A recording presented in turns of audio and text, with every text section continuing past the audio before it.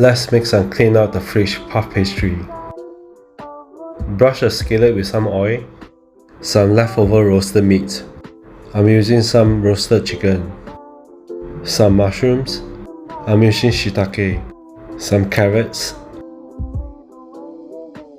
some scallions, and 3 cloves of garlic, 1 yellow onion, and ½ ginger. Season with some salt and pepper, and mix. Bake at 180 degrees C or 350 Fahrenheit for 40 to 50 minutes, or until it looks something like this. Cover with 1/8 of an inch thick frozen puff pastry, tuck the edges in. Bake as per packaging instructions, until it looks something like this.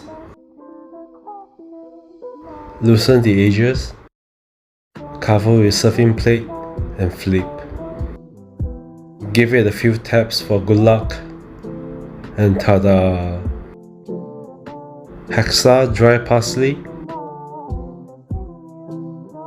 some reduced balsamic, and freshly grated Parmigiano.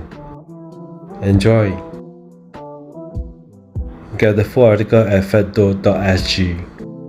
You can use any leftovers you have in the fridge, especially after the holiday season.